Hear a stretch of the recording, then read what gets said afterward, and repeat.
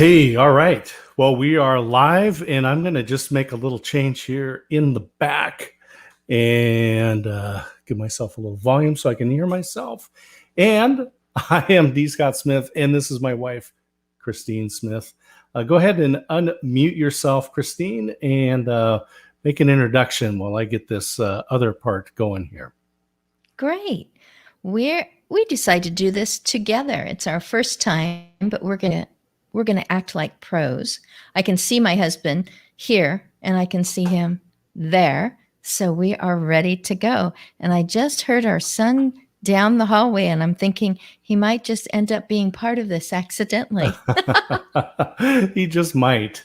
So we wanted to just get on here while it's Amazon Live or Amazon Prime Days, and just talk about what it was like to adopt. So Christine, why don't you go ahead and start with how we got involved with adoption?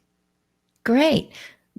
Usually start at the beginning, and there's a lot of different beginnings, and a lot of people can relate to this, wanting to be parents. What do you want to do when you grow up? I want to get married and have kids and, whatever. And we both wanted to be parents. We also went through all that a person can go through, a couple can go through with infertility.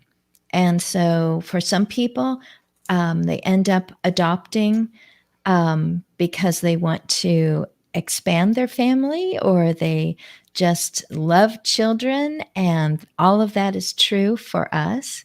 But in addition, we also had to go through the journey of acknowledging and accepting that we could not have children on our own.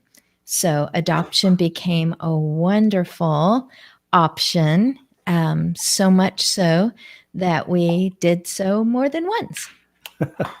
We did. In fact, we adopted two girls, and then we took a break for about 4 years. We thought we were done, but that's not true. That wasn't quite true. We didn't stop just at the two, did we? No, we had to get a brand new crib for the boy, and then I took the girls blue shopping because everything in our house was pink and purple. And so just kind of making a switch over from all dollies and playing mommies. Mm-hmm. And so that was the only time that we specified that we said we definitely want a little boy. And but the other two times we just said whatever, and we ended up with girls both times.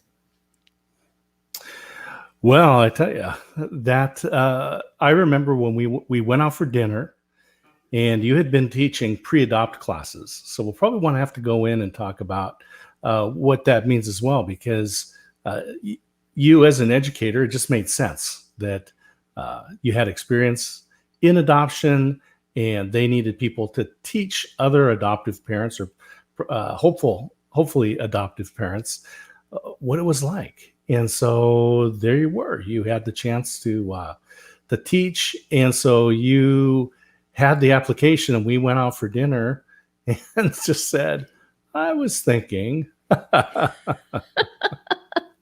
It was great because I'm first and foremost an educator. I've done a few other things since my early years of being a teacher, elementary teacher, and also preschool.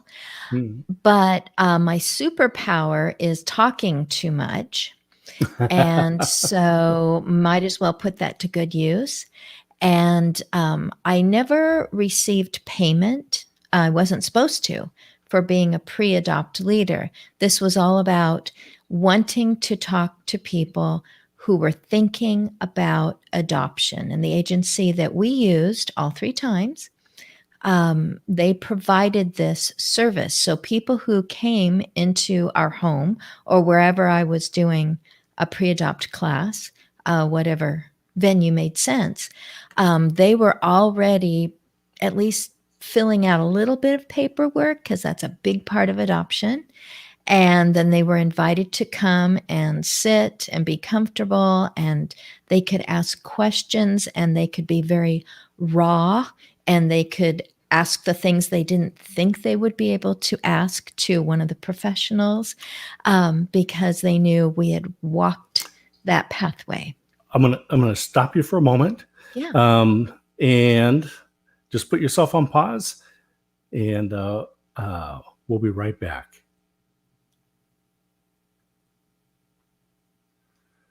So we got